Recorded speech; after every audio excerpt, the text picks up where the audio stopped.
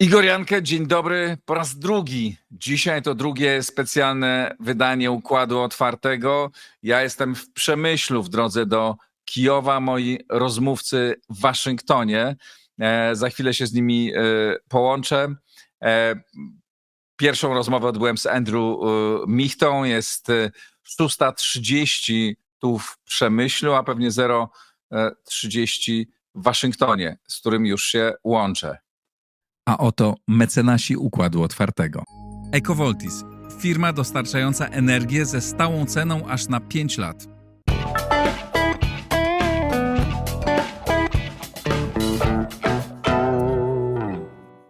A tam Paweł Markiewicz i Mateusz Piotrowski, eksperci Polskiego Instytutu Spraw Międzynarodowych. U mnie dzień dobry, dla was późna noc, dobry wieczór, w zasadzie dobranoc. Dzień dobry. Dzień dobry, dziękuję, że w środku nocy zgodziliście się jeszcze rozmawiać. Powiedzcie, co dzisiaj, co teraz, w tym momencie się dzieje w Ameryce. Jaka jest dzisiaj Ameryka? Dzisiaj, czyli u was już też jest środa. To się wydaje, jest Ameryka prawie, że już zwycięskiego pochodu Donalda Trumpa. W momencie, w którym o tym rozmawiamy, stacje medialne już deklarują, że z tych stanów wahających się 7, Karolina Północna to jest stan, którym Donald Trump zwycięży. Po dość sprawnym przeliczaniu głosów w Georgii wydaje się, że ta przewaga Donalda Trumpa też jest już wystarczająca, by zadeklarować ten stan dla niego jako zwycięski. To są dość ważne sygnały. Największa niepewność nadal panuje w Arizonie i Nevadzie, bo to są stany, które później z uwagi na zmianę czasu, na różnicę czasu zamknęły swoje lokale wyborcze. Ale z danych, które otrzymujemy z Pensylwanii, kluczowego z tych 7 stanów kluczowych, to jest po prostu pewniak, który trzeba sobie zapewnić, żeby uzyskać urząd prezydenta w tym cyklu wyborczym, ale także z Wisconsin, z Michigan. To nie są cząstkowe dane, które wyglądają dobrze dla Kamali Harris, jeżeli chodzi o jej szanse na prezydenturę, także pozwoliłem sobie dlatego właśnie taką tezę, nawet nie do końca nieśmiałą, postawić. Pawle, czy ty podzielasz tę ocenę Mateusza? Tak, ja bym tutaj dodał właśnie, że do tej kolumny możemy teraz Georgię dodać, która też wahała się ku stronę Donalda Trumpa, a teraz już zdecydowanie jest w tej kolumnie, więc tutaj widać, że były prezydent buduje swoją przewagę i tak jak amerykańskie media już podawali, że w West Palm Beach, gdzie on prawdopodobnie będzie miał swoje dzisiejsze wieczorne czy poranne wystąpienie, już tłumy się zbierają, więc wszystko się zbliża ku temu, że ten sztab kampanii Trumpa się czuje już bardzo, bardzo pewny. Rozumiem, że pewności nie możemy mieć, że Trump wygra te wybory. Jeszcze nie, biorąc pod uwagę, jak też przebiegało liczenie głosów w 2020 roku, to po prostu byłbym ostrożny z takim pochopnym wyciąganiem wniosków, też po prostu biorąc pod uwagę, jak specyficznym kandydatem jest Donald Trump i jego duża grupa wyborców, która po prostu wręcz oczekuje tego, że coś się nieuczciwego w tych wyborach wydarzy. Tej pewności jeszcze nie ma, ale no faktycznie ja się skłaniam ku temu, że Donald Trump po prostu te wybory w sposób uczciwy oczywiście wygrał, że te stany poszczególne wpadające faktycznie będą w większości. Nie twierdzę, że wszystkie te stany wahające się padną łupem Donalda Trumpa, ale że to jednak będzie większość, która zapewni mu przewagę wystarczającą do uzyskania urzędu prezydenta i to być może nawet nie będzie różnica kilku głosów elektorskich, jak obstawiałem, zanim się zaczął dzień wyborów, że to może być takie zwycięstwo Donalda Trumpa, ale nawet taka przewaga wyraźniejsza, być może nawet 20 głosów elektorskich nad Kamalą Harris, no to już jest taka czysta spekulacja, zobaczymy. Oczywiście spekulować, nie chciałbym, żebyśmy spekulowali, ale możemy zastanowić się nad tym, czy jeśli, wszystko jedno, czy wygra Trump, czy Kamala Harris, czy druga strona waszym zdaniem uzna te wybory, czy te zabite okna w centrum Waszyngtonu, które zapewne wy widzieliście, oznaczają, że coś się może zacząć dziać w Ameryce, że protesty mogą się wylać na ulicę, może dojść do jakichś rozruchów? Znaczy, biorąc pod uwagę to, co się działo po w 2021 roku, w styczniu, to wszystko jest możliwe. Tutaj każda strona może zakwestionować, nawet jeżeli dany kandydat już uzna, że przegrał lub wygrał, może być jakiś niesmak po każdej stronie. Ja osobiście bym nie czuł się zbyt pewien, że właśnie może dojść do takich rozruchów na dość masowej skali, powiedzmy w samym Waszyngtonie czy w innych dużych miastach. Szczególnie jeżeli, jak Mateusz tutaj sygnalizował, jeżeli ta przewaga by była dość spora w tych głosach elektorskich. Co waszym zdaniem było najważniejsze w tej kampanii? Co mogło zdecydować o tym, że Trump uzyska tak dobry wynik? Nie mówiąc jeszcze, czy na pewno wygra, ale ten wynik na pewno będzie bardzo dobry. Co miało największe znaczenie? No, wydaje się, że to jednak są te czynniki merytoryczne, ale nie dlatego, że Donald Trump zrobił wokół nich lepszą kampanię, to znaczy wokół kwestii gospodarczych i wokół kwestii migracyjnych, że jego kampania była w tych kwestiach przekonująca. To się wydaje, są przede wszystkim sentymenty społeczeństwa, które po prostu w większości, jak prawdopodobnie się okaże, było przekonane o tym, że Trump lepiej sobie radził w kwestiach gospodarczych jako prezydent i w kwestiach migracyjnych. No, sytuacja gospodarcza była lepsza, może nie jeżeli chodzi o wskaźniki gospodarcze, ale jeżeli chodzi o odczucia gospodarcze obywateli. Było taniej, po prostu jakość życia była tańsza.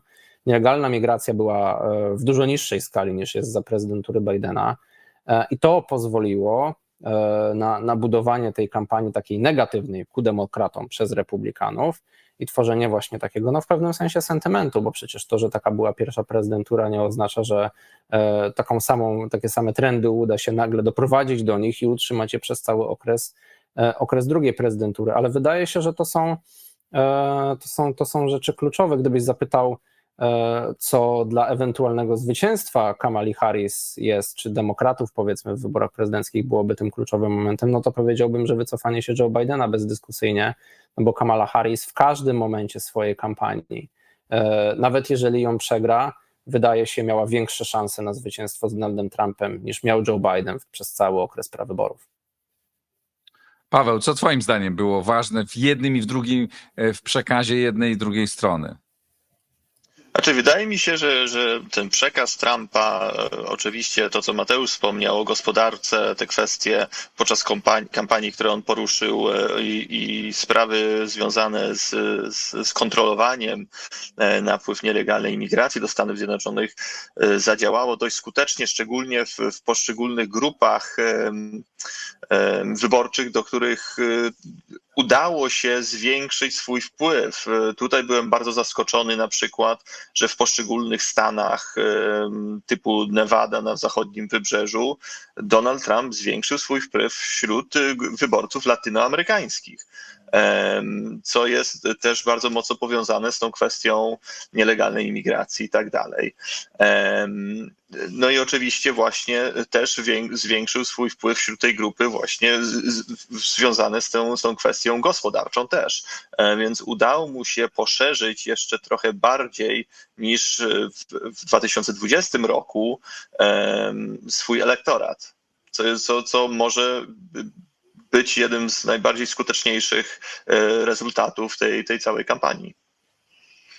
No, poszerzał swój elektorat, pomimo tego, że na swojego wiceprezydenta nie wybrał kogoś, kto mu rozszerza ten zasięg. Tak? Nie wybrał kogoś różnego od siebie. Nie wybrał Nikki Haley czy kogoś innego, tylko wybrał młodszą wersję, może bardziej spójną, Donalda Trumpa.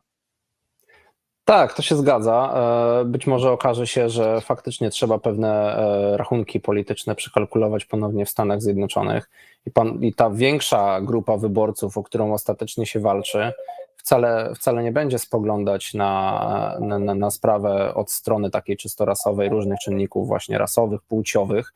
Oczywiście nadal będzie taka grupa wyborcza, której nie będzie można ignorować w tym kontekście, ale jeżeli chodzi o większe szanse właśnie dotarcia do większości, to te czynniki właśnie merytoryczne mają tutaj większe znaczenie. Faktycznie J.D. Vance wybrany przez Donalda Trumpa nie zapewnił jakichś szczególnych korzyści takich, no, jak sam powiedziałeś, młodsza wersja, pewna taka kopia, tylko bardziej spójna, gwarantująca jakąś realizację programu politycznego. Zdecydowanie tak. No, oczywiście możemy mówić o tych głosach pracującej klasy średniej z pasa rdzy. Jasne, że tak. Tim Walz też został wybrany pod tym kluczem, ale to jest też jednocześnie tak szeroka grupa wyborcza, że tutaj to nie jest tak, że dobór czy J.D. Vance'a, czy nawet Tima Walza po drugiej stronie był tutaj jakiś szczególnie, że tak powiem, wyszukanym kluczem. To jest klucz, który łatwo można było, że tak powiem, zrealizować i on też odwołuje się do bardzo merytorycznych kwestii, przede wszystkim właśnie gospodarki, miejsc pracy, zdolności produkcyjnych w Stanach Zjednoczonych, także to nie jest ta sama kwestia właśnie powiedzmy płciowa czy rasowa, która często w kampanii pojawia się jako czynnik sam w sobie. Czy jeszcze, jak pamiętam, jak byłem kilka miesięcy temu w Stanach i rozmawiałem z republikanami, znaczy z ludźmi, którzy deklarowali się jako republikanie, no to miałem poczucie, że mimo że już było wiadomo, że to Trump będzie tym kandydatem, no to nie było tam jakiegoś wielkiego entuzjazmu. Nie? Raczej mówi, no tak, no wybierzemy, bo nie ma innego wyjścia. Czy w ciągu tych kilku miesięcy Trump przekonał do siebie republikanów i dzisiaj republikanie to jest MAGA i to jest ta wizja, którą ma Donald Trump i są znowu bardzo zjednoczeni, czy po prostu wybierają go tak jak demokraci wybierają Kamalę Harris, no bo nie mają innego wyjścia. Robią to bez entuzjazmu. Mnie się wydaje, że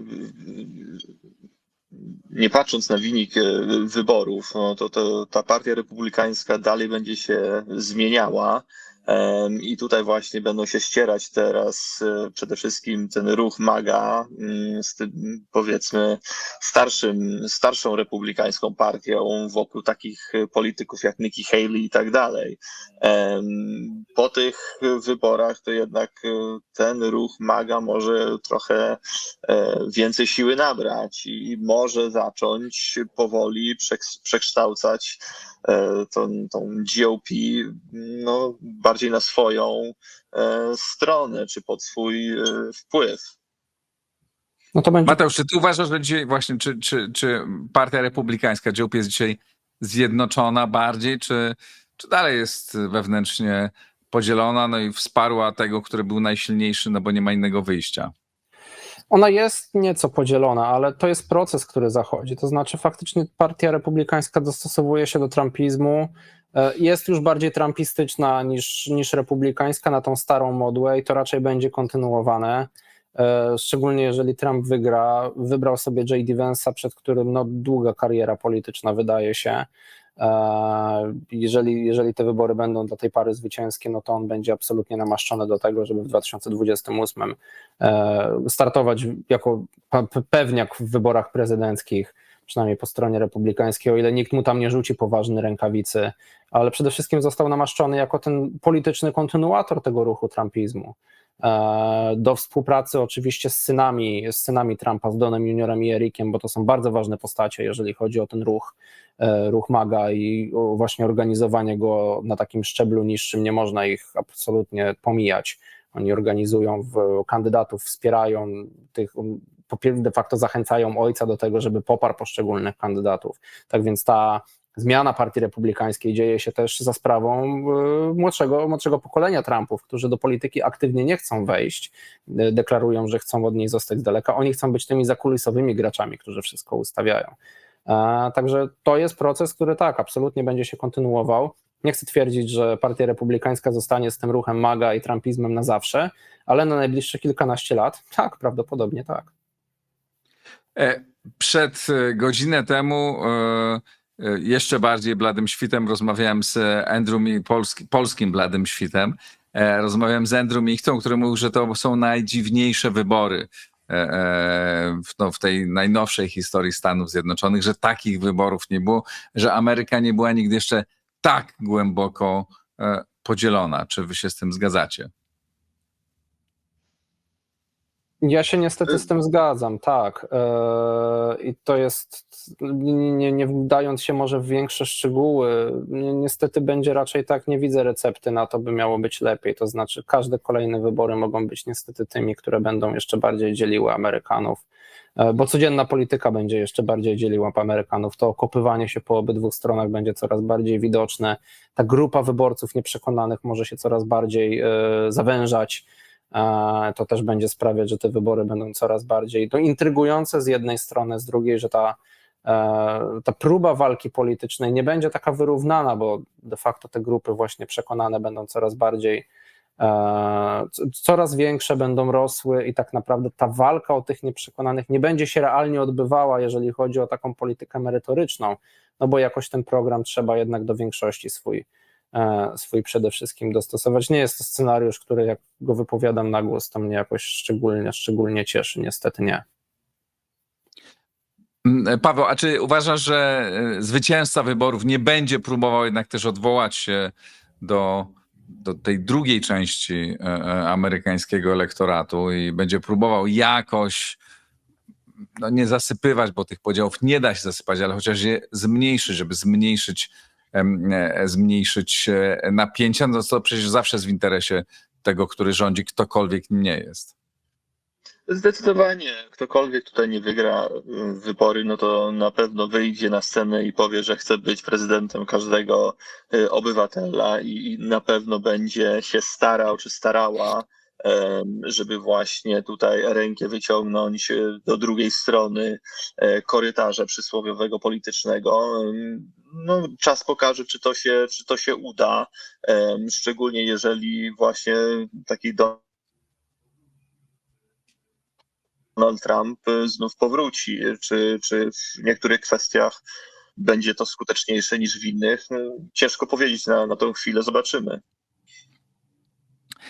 A czy jest tak, że ci wyborcy Donalda Trumpa będą mogli łatwiej przyznawać się do tego, do swoich poglądów, bo teraz w wielu miejscach, jak słyszałem, obowiązywała taka bardzo silna poprawność polityczna. Parę dni temu rozmawiałem z Polakiem, z Jackiem Frączakiem, który jasno deklarował się, który mieszka w Midwestie i który jasno deklarował się jako trumpista i tłumaczył, dlaczego on wybiera Trumpa i opowiadał o tym, dlaczego Ameryka małych ośrodków, dlaczego drobni przedsiębiorcy wybierają Trumpa. Potem przysłał zdjęcie swojego domu z taką wielką flagą Donalda Trumpa, ale powiedział, że na osiedlu, na którym mieszka, tych flag jest niewiele trumpowskich, chociaż on podejrzewa, że połowa tego osiedla głosuje na Trumpa, to ludzie nie chcą się do tego przyznawać, bo to jest niewygodne, nawet jeśli mieszka w Midwestie. Czy wy też to widzieliście, czy też może sondaże też to pokazywały, że Trump był niedoszacowany i czy to się zmieni? Ja sam nie wiem właśnie, to znaczy mam problem z twierdzeniem, że sondaże mogą znowu nie doszacować Donalda Trumpa, bo jeżeli taki fakt będzie miał miejsce trzeci cykl wyborczy z rzędu, no to znaczy, że coś z tą metodologią jest absolutnie nie tak, mimo że ona jest poprawiana. To by było po prostu dla mnie zaskakujące, a jednocześnie panuje taka duma po stronie konserwatywnej z tego, że Donald Trump jest tym kandydatem, to znaczy on miał naprawdę potężne poparcie w prawyborach i po prostu kolokwialnie mówiąc nie było do niego startu. Że byłoby to, nie twierdzę, że takiego zjawiska nie ma nigdzie, że ludzie gdzieś tam się z tym ukrywają, że być może obawiają się, że głosowanie na Donalda Trumpa jest passé i po prostu albo w ramach tych podziałów społecznych, które funkcjonują, po prostu lepiej tej tematyki nie podejmować i zostawmy to dla siebie, nie afiszujmy się z tym, ale jednak takiej wielkiej skali, powiedzmy, jakby to miało w 2016 roku miejsce, trochę sobie tego, nie do końca to sobie po prostu wyobrażam. Co się zmieni, co będzie jutro i pojutrze i za 3 dni i za tydzień w Ameryce? Jaka będzie Ameryka, jeśli sprawdzi się to, co mówicie? Może najpierw zaczniemy od Mateusza jeszcze raz, ponieważ ja rozumiem, że za jakiś czas będziesz musiał się wyłączyć, zostaniemy z Pawłem, to Paweł będzie miał więcej czasu, to może jeszcze teraz Mateusz powiedz, jak tu jaka będzie Ameryka teraz? Ja mam nadzieję, że mimo wszystko będzie dalej taką Ameryką, jaka jest teraz. To znaczy, oczywiście dążącą do zmiany prezydenta, do powrotu Donalda Trumpa, ale że nie będziemy widzieli Ameryki jakiejś radykalnie innej. Szczególnie właśnie pod kątem społecznym, Ameryki, nie wiem, rozpalonej, takiej wprowadzającej się w społeczną wojnę domową, oczywiście nie taką faktyczną, ale taką, gdzie już naprawdę akty przemocy z uwagi na różnice polityczne są po prostu na porządku dziennym. Mam nadzieję, że do tego po prostu nie dojdzie, że mimo iż prezydentura Trumpa się może wiązać z pewnymi dużymi różnicami w stosunku do tego, czego oczekiwaliby amerykańscy liberałowie, no to że po prostu jednak uda się gdzieś tam, że tak powiem, zagryźć zęby. A inna sprawa, dużo też od realizacji polityki Trumpa będzie zależeć układ sił w Kongresie. Tutaj oczywiście może się zrealizować scenariusz, w którym Republikanie obie izby będą kontrolować, ale być może demokratom uda się odbić Izbę Reprezentantów, choć utracą Senat, to jest raczej już pewne. Wówczas taka kontrola partii opozycyjnej nad jedną z izb Kongresu no jednak stanowiłaby taki pewien polityczny kaganiec, by ta polityka nie była zbyt radykalna. To będą oczywiście inne stany wyborcze pod kątem realizacji polityki niż z administracją Joe Bidena na czele, ale to będą nadal te same Stany Zjednoczone Ameryki. Czy te Stany Zjednoczone dalej będą miały to głębokie państwo, ten deep state, z którego Ameryka słynie, które powoduje, że niezależnie od tego, kto rządzi, Ameryka nie odwraca się, nie robi jakichś bardzo gwałtownych ruchów, tak, bez pamięć instytucjonalna, bez pewien porządek, jest pewien zestaw interesów, które są realizowane. No, środowisko Trumpa zapowiadało, że rozwali ten deep state, że zrobi bardzo głęboką wymianę. Czy to jest w ogóle możliwe? Jeszcze może dajmy Mateuszowi głos, a za chwilę sobie porozmawiamy z Pawłem. Na poziomie deklaratywnym faktycznie Donald Trump rzucał takie twierdzenia, w to się angażowały think tanki z Heritage Foundation na czele, by faktycznie takiej ideologicznej wymiany wykonać. Stało to opakowane jako Project 2025. Zobaczymy, czy to się ostatecznie zrealizuje. Do pewnego stopnia wydaje mi się, że tak, że ta konserwatywna administracja może dążyć do tego, by faktycznie na takim ideologicznym poziomie, schodząc do niskich szczebli aparatu państwowego, wymieniać ludzi na przykład w departamencie odpowiedzialnym za edukację, za kwestie ochrony zdrowia, ale też wymiaru sprawiedliwości, który jest teraz przez konserwatystów postrzegany jako absolutnie upolityczniony. Także tak, nie odrzucałbym całkowicie takich, że tak powiem, zapowiedzi Donalda Trumpa jako absolutnie niemożliwych do realizacji, czy tylko mających służyć celom kampanijnym, żeby zapewnić sobie mocniejsze wsparcie we własnej bazie. To jest coś, co niestety, ale możemy zobaczyć, no bo to będzie się musiało spotkać z odpowiedzią drugiej strony, która będzie podkreślać, że to, co mówiła w kampanii, że miała rację. Donald Trump jest zagrożeniem dla demokracji, dla amerykańskiej państwowości. Nie udało nam się go powstrzymać. Teraz wygląda to tak, jak zapowiadaliśmy, faktycznie ten plan się realizuje.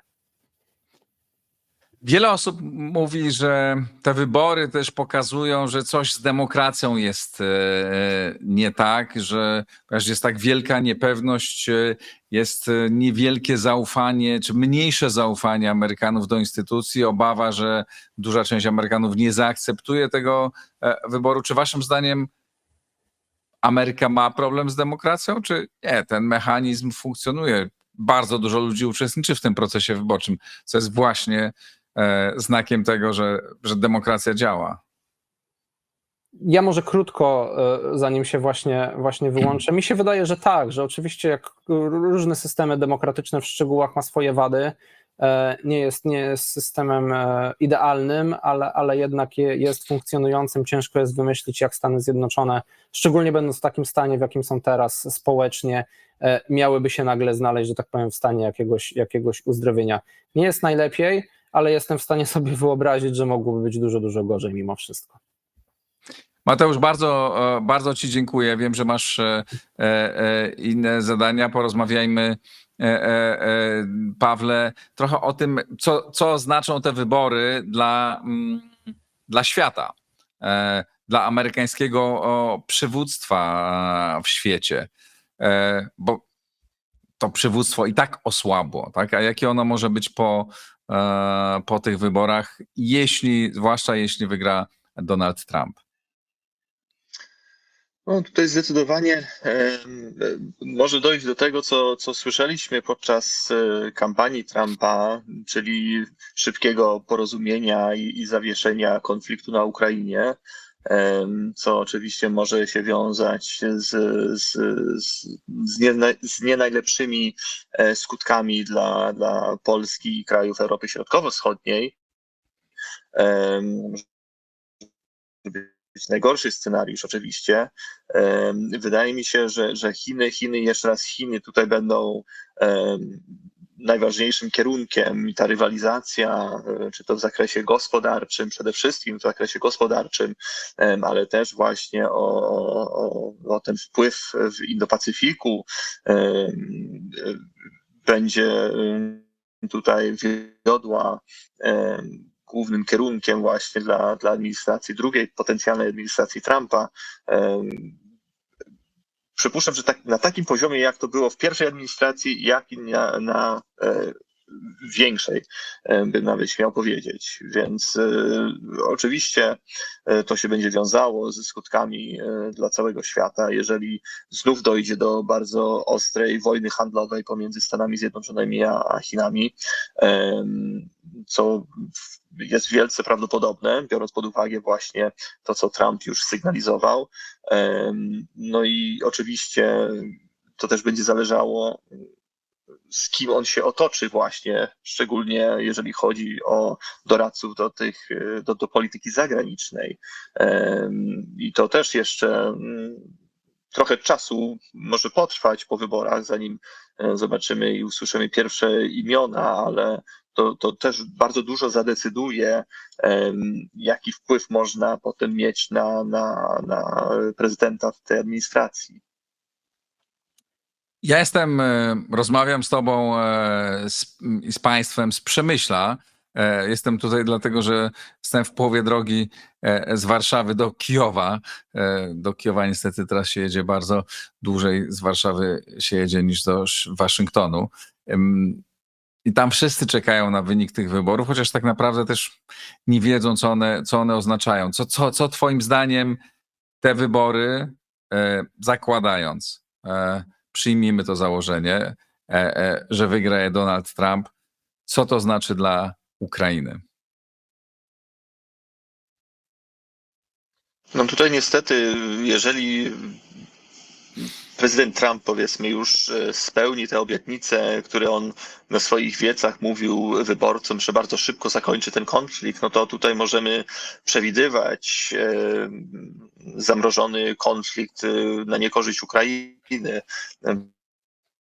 Prawdopodobnie może być jakiś nacisk ze strony tej administracji na Ukrainę, żeby porozumiała się z Rosją jak najszybciej i to na warunkach niekorzystnych dla państwa ukraińskiego. Tutaj mam na myśli z oddaniem znacznej części terytorium wschodniego. Plus oczywiście oddając też Rosji szansę, żeby odbudować swoje zdolności i siły, co może skutkować na kolejną agresję w przyszłości. A czy jest taka możliwość, o której też się mówiło, że Trump zaproponuje jakieś warunki pokoju, które będą nie do zaakceptowania dla Putina i powie, jeśli Putin tego nie przyjmie, da Ukraińcom jednak dużo więcej sprzętu i pozwoli na to, żeby zniesie te wszelkie ograniczenia dotyczące rakiet dalekiego zasięgu i tego, gdzie mogą strzelać, i że jednocześnie będzie chciał doprowadzić do zakończenia, ale najpierw zagra bardzo ostro wobec Putina, żeby mieć lepszą pozycję negocjacyjną. Czy twoim zdaniem to jest możliwe? I czy to może dać jakieś szanse Ukrainie na lepsze zakończenie tej wojny? Wydaje mi się, że to jest jak najbardziej możliwe. No tutaj trzeba wziąć pod uwagę nieprzewidywalność samego Donalda Trumpa. No i oczywiście wielkie ego, które on też posiada.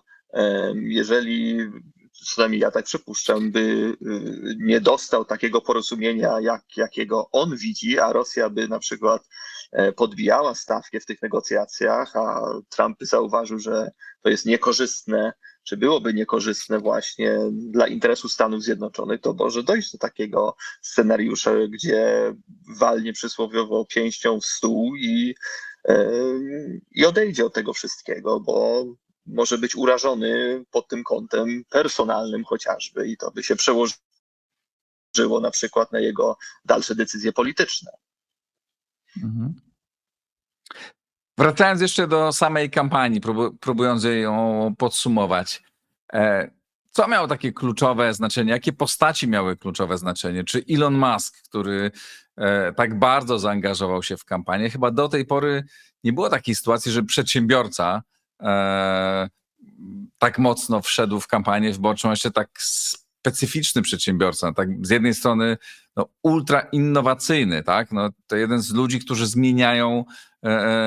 zmieniają świat. Do niedawna uwielbiany przez wszystkich, jak się okazał zwolennikiem Trumpa, to spotkał się oczywiście już też z ogromną krytyką, mający narzędzie komunikacyjne, jakim jest Twitter. Czy to nie jest tak, że też on jest wielkim zwycięzcą tych wyborów i czy były inne tego typu postacie, które tak mocno się pojawiły w tej kampanii? Znaczy, jeżeli chodzi o Musku, to ja myślę, że on jeszcze może być wielkim zwycięstwem. W przyszłości tutaj mam na myśli przede wszystkim.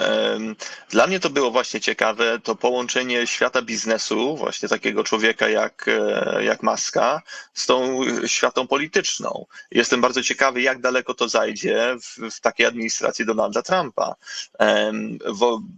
Też zauważyłem przy Trumpie na tych dalszych etapach Vivek Ramaswamy też bardzo był w tym otoczeniu. Tutaj też jest taki przykład człowieka biznesu, młodszego człowieka biznesu, też bardzo mocny, zakorzeniony w tym otoczeniu, środowisku, więc to połączenie tych dwóch światów na dalszym etapie to będzie bardzo ciekawe śledzić i zobaczyć, jak właśnie to się przełoży na dalszą politykę Stanów Zjednoczonych, chociażby w kwestiach gospodarczych i handlowych.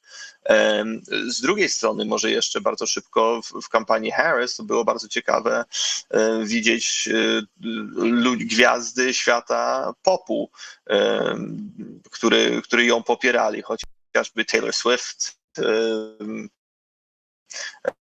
Lady Gaga, która grała na jej wiecu w Filadelfii, próbując w ten sposób przekonać właśnie to młodsze pokolenie Amerykanów, żeby w dużych ilościach głosowali na nią. A czy Barack Obama odegrał dużą rolę w tych wyborach, bo w każdym razie w mediach społecznościowych tutaj widać go było mocno, widać było na koniec Michelle Obamy. Czy oni mieli znaczenie, czy oni odegrali dużą rolę w tych wyborach? Tak naprawdę jak przeciwnicy im, znaczy jak zarzucali demokratom, że tak naprawdę to będzie kolejna kadencja Baracka Obamy. Wydaje mi się, że jeden z największych roli, które były prezydent Obama odegrał, był właśnie ten, że namaścił decyzję prezydenta Bidena, że on nie będzie ostatecznie Kamalą Harris. Więc to było wielki boom dla jej kampanii i wydaje mi się dla samej pani wiceprezydent, bo to pomogło ją w bardzo szybki sposób się przebić przez te różne pytania, a kim ona jest, a co ona nosi za sobą i tak dalej. To przekonało wielu wyborców demokratycznych, że jeżeli były prezydent Obama ją popiera, to ona jest warta mojego poparcia też. Myślę, że to w ten sposób zadziałało. No i oczywiście bardzo mocno się angażował podczas tych ostatnich tygodni kampanii. Publicznie występował na różnych wiecach w jej imieniu. Też widziałem na Twitterze czy na Xie bardzo był aktywny. Tutaj przede wszystkim zauważyłem, że zwracał się do młodych, czarnoskórych mężczyzn, żeby ich przekonać do głosowania na panią wiceprezydent, co było troszeczkę pod znakiem zapytania, bo pani Harris widać, że miała problem właśnie ze swoim przekazem wyborczym, przekonać właśnie mężczyzn, a szczególnie też czarnoskórych mężczyzn do swojego przekazu i platformy wyborczej. Co w tych wyborach było najbardziej niezwykłego? Co cię najbardziej zaskoczyło? Czy uważasz, że było najbardziej poruszające, czy najbardziej znamienne? Co najlepiej opowiada o dzisiejszych Stanach Zjednoczonych? Znaczy, przede wszystkim mnie bardzo zaskoczyło moment, kiedy prezydent Biden zrezygnował. Tutaj właśnie to trochę połączyłem, jakby przekazanie pałeczki nowemu pokoleniu właśnie w Partii Demokratycznej. To było zaskakujące i ciekawe. Drugie dla mnie, co bardzo mnie zaciekawiło, było właśnie ten fenomen Trumpa, który znów w pewnym momencie gdzieś powstał, że tutaj podczas kampanii widać, że gdzieś nabrał dodatkowych sił, żeby właśnie dalej kandydować bardzo mocno i ostro, prawie tak jak ten Trump z 2016 roku, 15-16 roku, chociażby jak on przejechał się tą śmieciarką w odpowiedzi właśnie na te komentarze prezydenta Bidena i tak dalej. Tutaj było widać, że jemu bardzo też mocno zależało na tym, żeby nabrać czy przekierować te różne siły właśnie na zwycięstwo kampanijne. Bardzo, Pawle, ci dziękuję. Jest w Polsce 7:13. Rozumiem, że pierwsza w nocy w Waszyngtonie. Dziękuję, że w środku nocy chcieliście rozmawiać. Rozumiem, trwa zwycięski pochód Trumpa, ale to jeszcze nie znaczy, że Donald Trump na pewno wygra te wybory. Paweł Markiewicz, Polski Instytut Spraw Międzynarodowych, a wcześniej Mateusz Piotrowski, również z Pismu. Dziękuję ci bardzo i dziękuję Mateuszowi. Dziękuję bardzo. To wszystko. Będziemy obserwować dalej, jak kolejne wyniki. Wiele wskazuje na to, że może wygrać te wybory Donald Trump i będzie się na pewno działo bardzo dużo. Ja w układzie otwartym na pewno o Stanach Zjednoczonych będę mówił dużo i o wpływie Stanów na tego, co się tam dzieje, na sytuację w naszej części Europy i w Polsce. Bardzo dziękuję. Subskrybujcie, komentujcie. Bardzo czekam na wasze komentarze i zachęcam do dyskusji. Jaka waszym zdaniem będzie Ameryka Donalda Trumpa? Spróbujcie odpowiedzieć państwo na to pytanie. To wszystko. Dziękuję bardzo. Do zobaczenia. Do usłyszenia.